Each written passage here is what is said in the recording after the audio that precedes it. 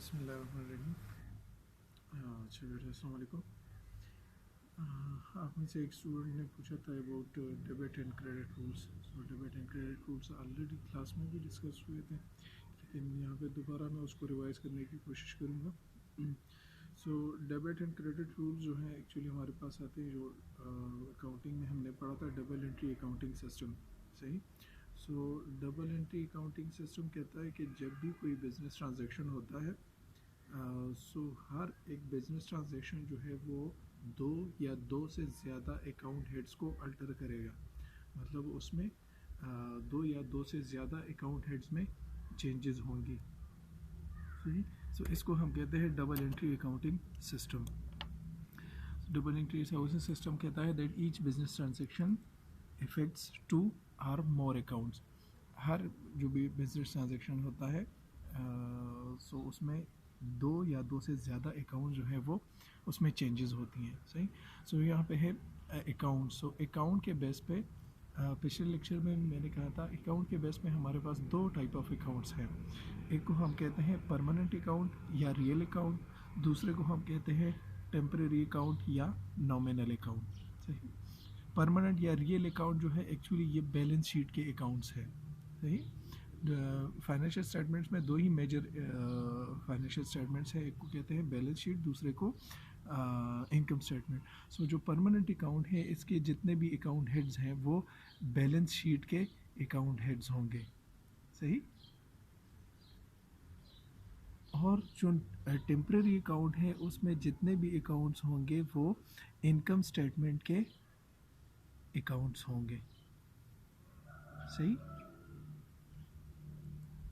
ठीक। अच्छा, so balance sheet में हमारे पास मेजर जो है, जो मेजर तीन क्लासेस हैं वो कौन कौन सी हैं?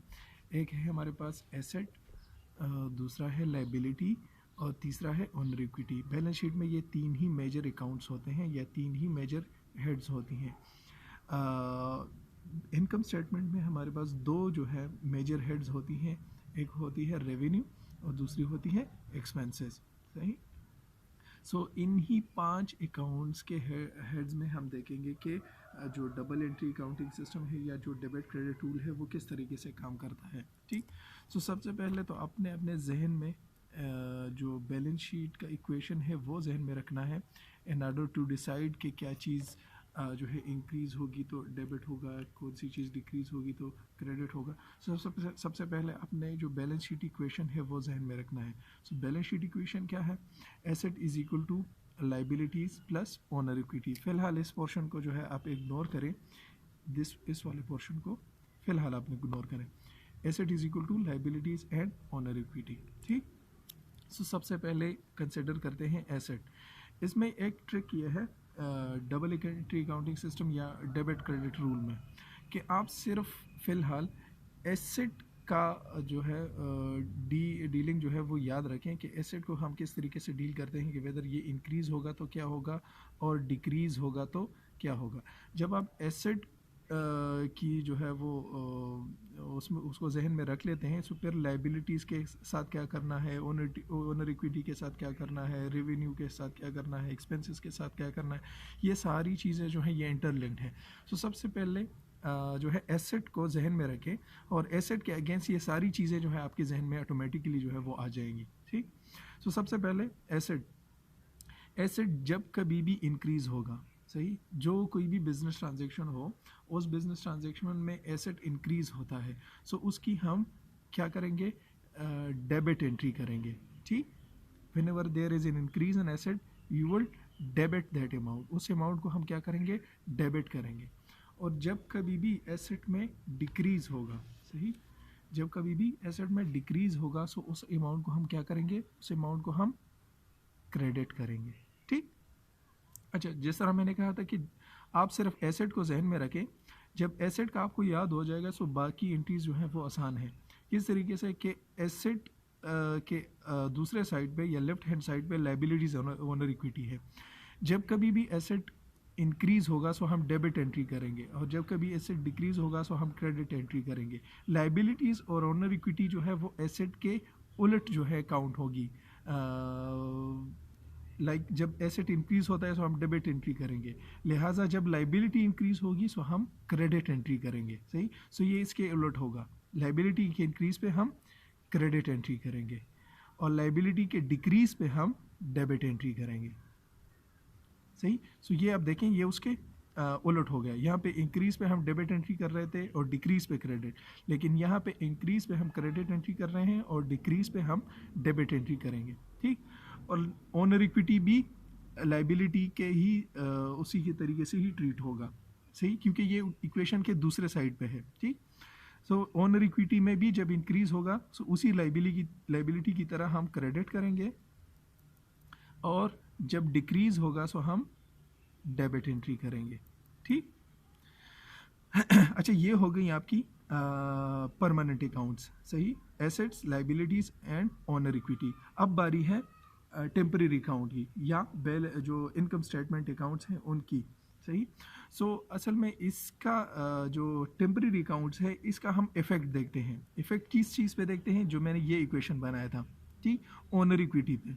सही, सो इसका हम डेबिट और क्रेडिट डिसाइड करना देखेंगे on the basis of owner equity के वेदर ओनर इक्विटी इंक्रीज होती है कि डिक्रीज होती है। ठीक, सो ऑलरेडी आपको पता है कि जब ओनर इक्विटी इंक्रीज होगी सो हम क्रेडिट एंट्री करेंगे और जब ओनर इक्विटी डिक्रीज होगी सो हम डेबिट एंट्री करेंगे। सो उसी के अगेंस्ट आप रेवेन्यू को देखेंगे। जब कभी भी किसी बिजनेस की रेवेन्यू इंक्रीज होती है सो इन टर्न उनकी ओनर इक्विटी इंक्रीज होती है। रेवेन्यू इंक्रीज होने से बिजनेस की, सॉरी ये यहाँ पे नज़र सही नहीं आ रहा था। अच्छा, रेवेन्यू इंक्रीज होने से क्या होता है? रेवेन्यू इंक्रीज होने से ओनर इक्विटी इंक्रीज होती है। ठीक, जब कभी आपके बिजनेस रेवेन्यू अर्न करती है तो इट मीन्स कि वो उसकी ओनर इक्विटी इंक्रीज हो रही है। सो ओनर इक्विटी के इंक्रीज पे हम कौन सी एंट्री कर रहे थे? डेबिट एंट्री कर रहे थे। लिहाजा रेवेन्यू के इंक्रीज पे भी हम क्या करेंगे? क्रेडिट एंट्री करेंगे। और रेवेन्यू डिक्रीज होने से क्या होता है? ओनर इक्विटी डिक्रीज होती है। रेवेन्यू के डिक्रीज होने से ओनर इक्विटी डिक्रीज होती है, लिहाजा रेवेन्यू के डिक्रीज पे भी हम ओनर इक्विटी के डिक्रीज पे क्या हो रहा था? डेबिट हो रहा था। सो हम यहाँ डेबिट एंट्री करेंगे। ठीक, अच्छा, उसी तरीके से एक्सपेंसेस। सो एक्सपेंसेस से मुराद आपके खर्चे इंक्रीज होने से, एक्सपेंसेस इंक्रीज होने से आपकी ओनर इक्विटी क्या होती है? डिक्रीज होती है। सही, ओनर की इक्विटी डिक्रीज होती है। एक्सपेंसेस के इंक्रीज होने से ओनर इक्विटी डिक्रीज होती है। सो ओनर इक्विटी के डिक्रीज पे हम क्या एंट्री कर रहे हैं? डेबिट एंट्री कर रहे हैं। लिहाजा एक्सपेंसेस के इंक्रीज होने से ओनर इक्विटी डिक्रीज होगी। सो डिक्रीज पे क्या एंट्री है? डेबिट एंट्री है। लिहाजा एक्सपेंसेस के इंक्रीज होने पे हम डेबिट एंट्री करेंगे और एक्सपेंसेस के डिक्रीज होने से, खर्चे आपके कम होने की वजह से आपकी ओनर इक्विटी बढ़ती है। खर्चे कम होने की वजह से आपकी ओनर इक्विटी बढ़ती है, इंक्रीज होती है। सो ओनर इक्विटी के इंक्रीज पे हम क्या एंट्री कर रहे हैं? क्रेडिट एंट्री कर रहे हैं। लिहाजा एक्सपेंसेस के डिक्रीज होने पे हम क्या एंट्री करेंगे?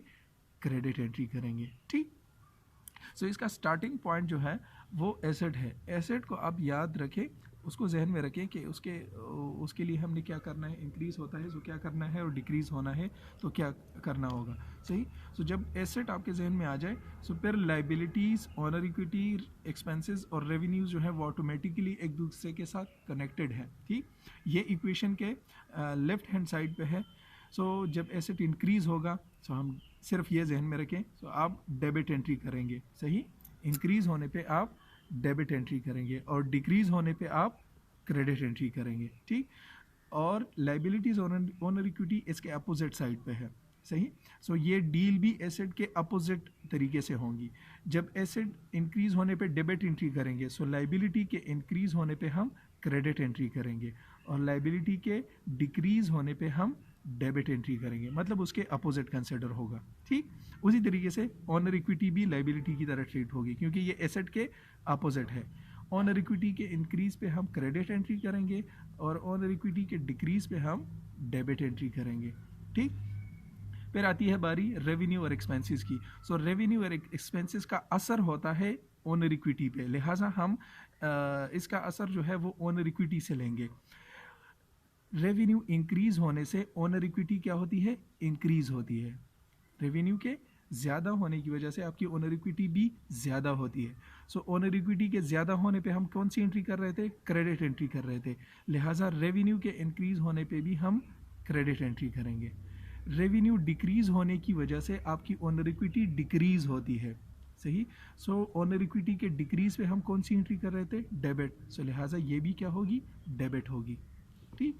फिर एक्सपेंसेस, एक्सपेंसेस इंक्रीज होने की वजह से आपकी ओनर इक्विटी जो है वो क्या होती है, डिक्रीज होती है, सही। सो ओनर इक्विटी के डिक्रीज पे हम कौन सी एंट्री कर रहे थे, डेबिट। लिहाजा एक्सपेंसेस आपके इंक्रीज होने की वजह से डेबिट एंट्री होगी, ठीक। एक्सपेंसेस डिक्रीज होने की वजह से आपकी ओनर इक्विटी जो है वो बढ़ती है, इंक्रीज होती है। सो इंक्रीज होने की बिना पे हम ओनर इक्विटी को कौन सी एंट्री कर रहे थे, क्रेडिट। लिहाजा एक्सपेंसेस डिक्रीज होने की बेस पे हम क्रेडिट एंट्री जो है वो करेंगे, ठीक। होपफुली आपके समझ में आ गया होगा, और इसके अगेंस्ट अगर फिर भी कोई क्वेश्चन है सो आप पूछ सकते हैं। Thank you.